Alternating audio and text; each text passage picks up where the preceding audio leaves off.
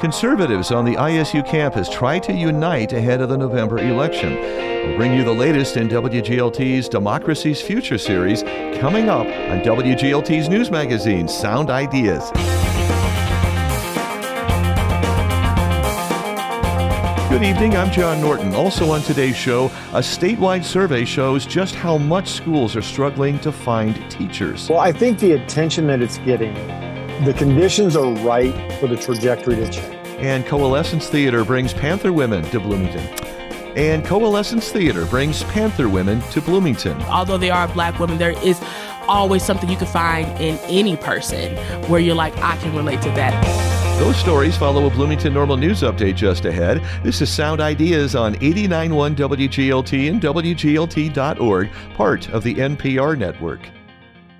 Support for WGLT comes from Bloomington Normal Audiology. Hear My Story continues with local patients Ralph and Carol Weisheit. I think a turning point for me was probably the TV and probably the harassment I got from, said spouse. So I think maybe that was a turning point in not having that up so loud. Ralph and Carol's full story can be found at bnaudiology.com.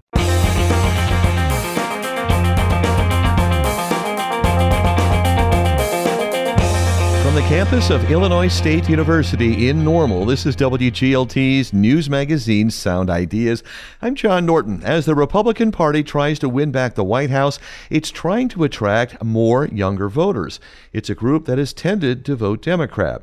WGLT's Democracy's Future podcast spoke to several conservative and right-leaning students on the ISU campus and found a wide spectrum of opinions. Some are calling for everybody getting along, others paint a much darker picture of the country's future.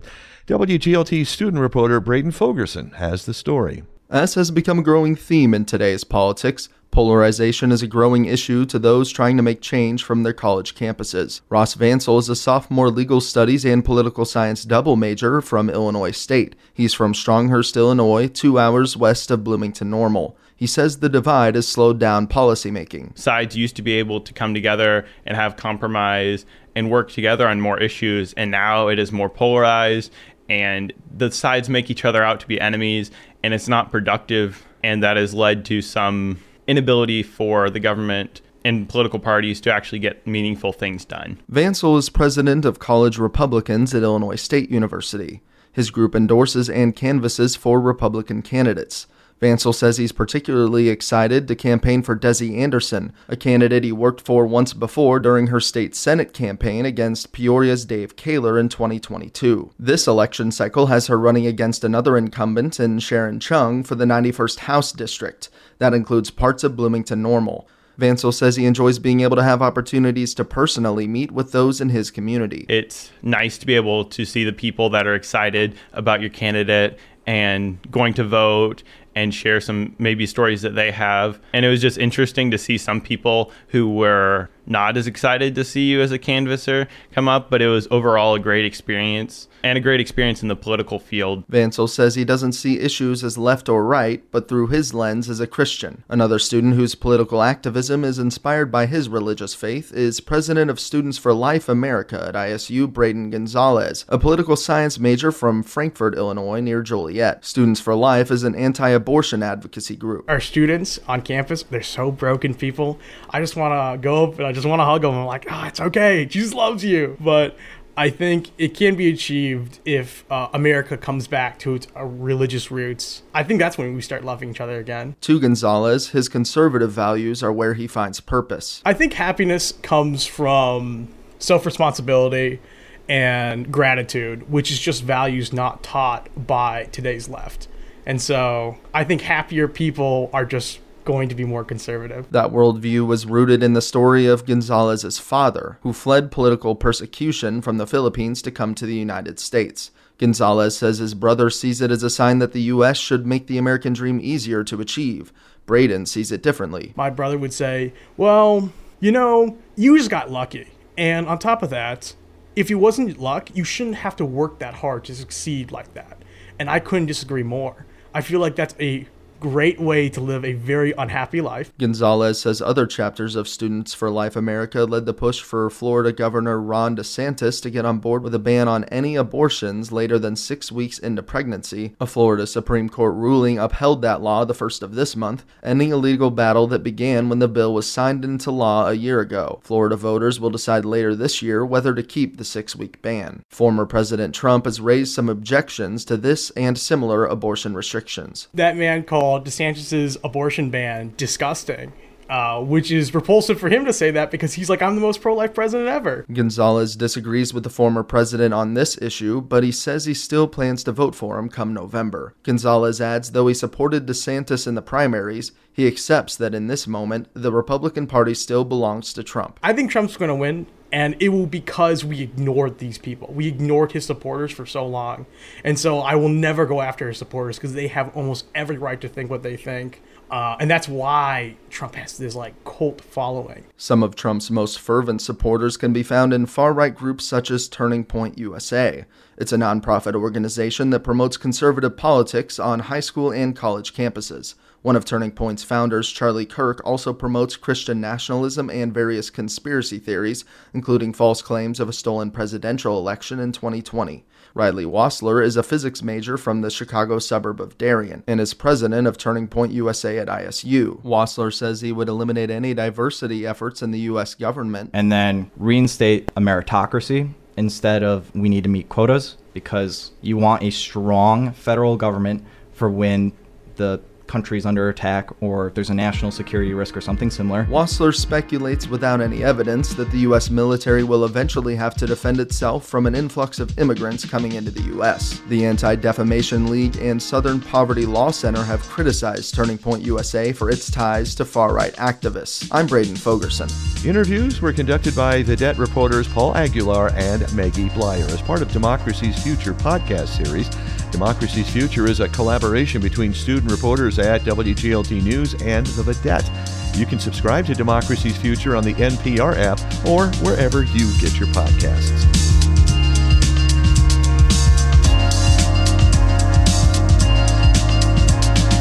Coming up next week on Sound Ideas, you'll get an update on the Bloomington Public Library expansion. This is Sound Ideas on WGLT. I'm John Norton. A new survey of school administrators shows the short and long-term challenges to education in Illinois. Gary Tipsord knows those challenges well. He served as superintendent of Leroy Schools, southeast of Bloomington Normal, for 16 years before he retired last spring. Now he's the executive director of the Illinois Association of Regional School Superintendents of Schools.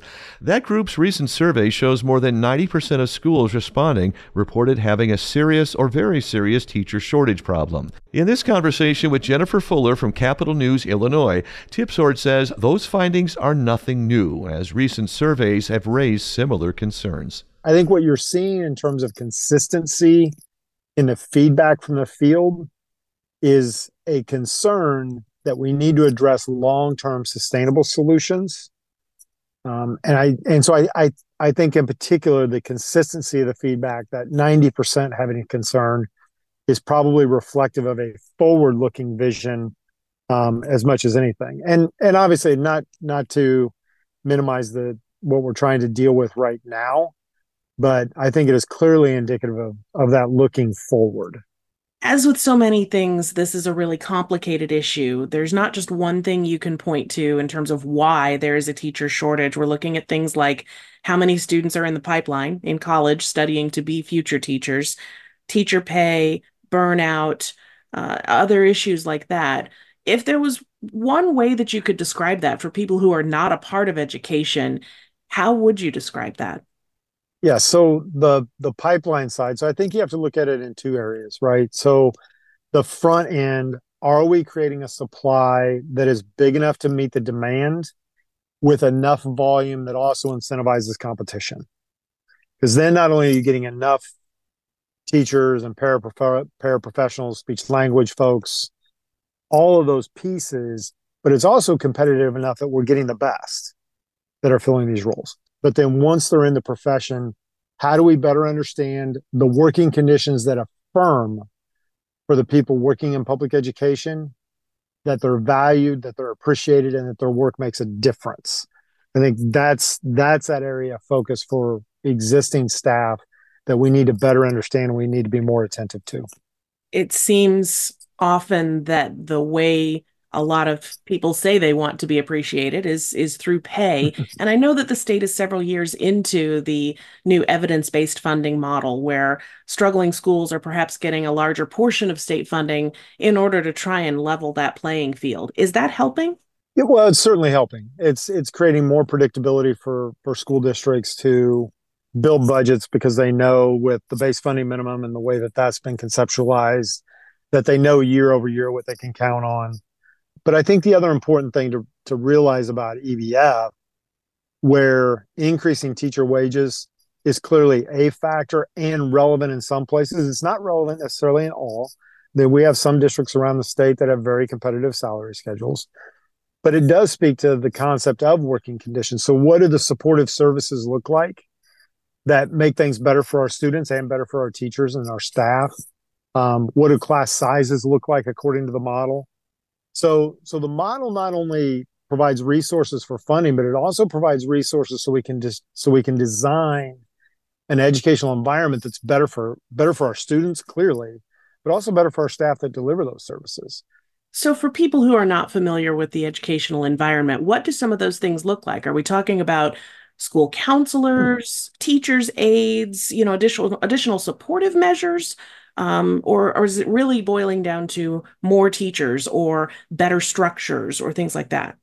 Well, I think all of that. I think it's a really comprehensive picture because if I simply look at it through the lens of what EBF does prescriptively, so if I think of our funding model and what that delivers to our schools, it is also right-sizing your classrooms. So student enrollment, how many students should be in a class? How many counselors are needed? How many paraprofessionals are needed to deal with the unique environment in every unique school district in the state of Illinois? It's not saying that every building in every school district should look the same. What it is suggesting is that there's an optimal place for them to be and to be staffed and to have the right type of programming and support services for the students that they are specifically responsible to serve. And so the closer we get to optimal, logic would suggest that they will function more effectively, they will function better, it'll be better in the interest of students, but also in a better interest of the adults that are working in that environment as well. Two more issues that I wanted to talk about, and they both kind of look forward. First of all, what is it that the legislature can or should do in order to bring these environments into reality and make sure that some of these needs are being addressed? I think the first is to continue to collect the data, to continue to use the survey that I anticipate we'll continue to put together on an annual basis. And then be able to have just honest, forthright conversations about what they think these implications are and how can we create solutions that at the end of the day are in the best interest of the students that we're responsible to serve, right? So actually being able to engage in honest, forthright dialogue about solutions, I think is critical. But I think the other piece, they've built in certain flexibilities that have allowed us to be responsive in the moment to the challenges that are in front of us, making some of those things more permanent in the structure so that school districts and even in our situation at the regional office level or the intermediate service center level, that there's some predictability that we know you can solve some problems in your classrooms a certain way, right? So more sustainability with that, I think, is important. And then at some point in time, we've got to look at how we provide structures for students that are in junior high and high school to begin to explore and aspire to positions in education. Finally, I wonder about the picture. Your survey has been going on for about 7 years now. If we were to look 7 to 10 years into the future, given the trajectory that the state is on right now, does the survey look very different in 5 to 10 years? Or is there something that people should be extremely concerned about when it comes to this teacher shortage? Well, I think the attention that it's getting, the conditions are right for the trajectory to change. But at some point in time, there are people that are going to have to have to make hard decisions that will open greater doors of opportunity. They may have to build different systems than have existed before. That was Gary Tipsword from the Illinois Association of Regional School Superintendents of Schools, speaking with Jennifer Fuller from Capital News, Illinois. The Illinois legislature has set up a working group to figure out ways to address the statewide teacher shortage. Representative Sharon Chong of Bloomington is serving on that panel.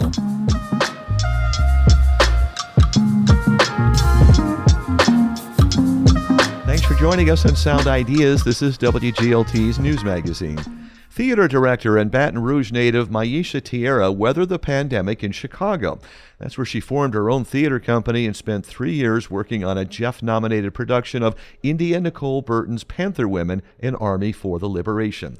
But Maisha Tierra doesn't like to stay in one place very long, so she jumped at the chance to stage Panther Women on Coalescence Theatre Project. She tells WGLT's Lauren Warnicki artistic director Don Chandro approached her in Chicago and said they had to get it in Bloomington Normal. And I was like, I have no idea where that is. But I said, okay, cool. Let's talk about it. And I reached out to India, and Don reached out to India about it. And we had a couple of meetings in Chicago about bringing it up to Bloomington Normal. And instead of keeping the same cast, allowing the people that are in Bloomington Normal, those actors, to get an opportunity to experience this show and make it their own. How are you imagining the space that you're going to be using, staying true to the production while also, as you said, reimagining it for this cast, this space, this community?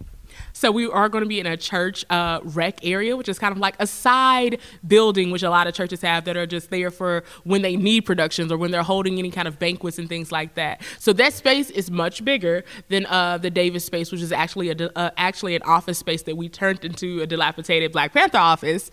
So what we're going to do is actually cut the room off by creating walls so that it makes it a smaller space, but also by having the set design where it encloses everyone in, so it gives that feeling of being closer together while also having those outside elements of the rec room, church, the stained glass windows, and keeping all of that still there to like give a dilapidated, church space instead of Black Panther office. So it's kind of like for this show, you can put it in any found space you like as long as you work with it and not against it. There's kind of a partnership here with, the Black Artists League at ISU. So a lot of young folks, college students. How's the experience been so far?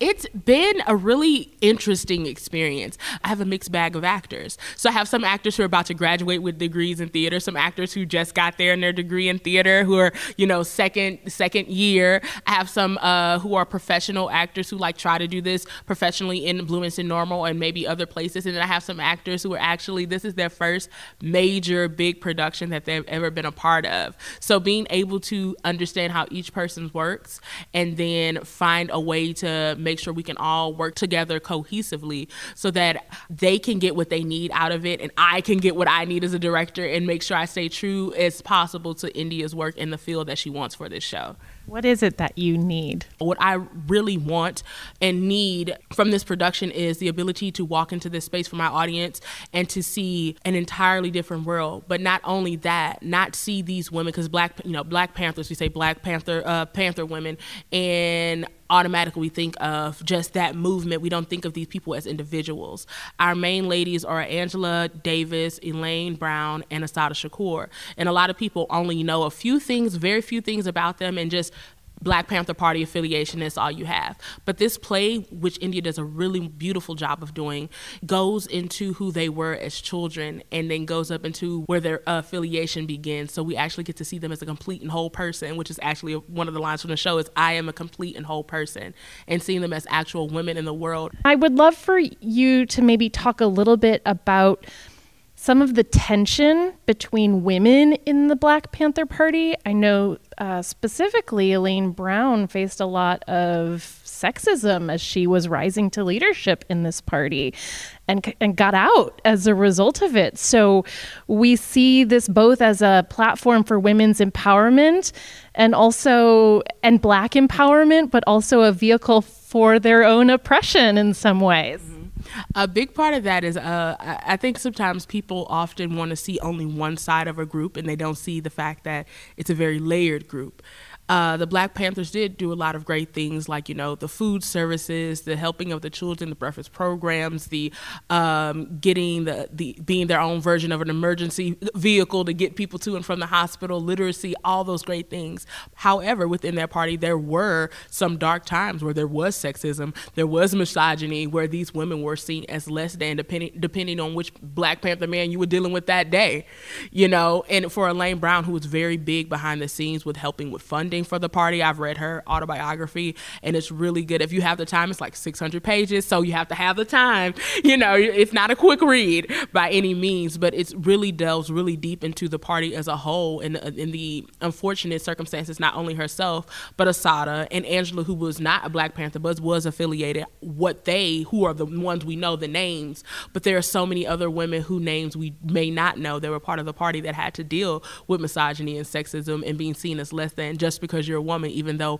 a lot of the women were the ones who were coming up with the really great ideas for all of the programs that were helping push the Black Panthers into a space where they were able to get more funding. Throughout this story, there is a character named Journey who goes on her own journey, pun intended, to see where she came from and see the shoulders she's standing on. When she arrives, she's very downtrodden. She's had very rough experience before we see her, and she's kind of just over it and wants to end it all. And when she cries out to her ancestors for some guidance and some help, these 6 women come out of nowhere, like these muses that come from the space because they hear her, and they help her guide on her journey in knowing that it's okay to be mad, it's okay to be happy, it's okay to be sad, it's okay to be confused, it's okay to not understand what your next steps are, because these women that came before you all experienced this already. How are they responding to the material and going on their own journeys relating to these women's stories?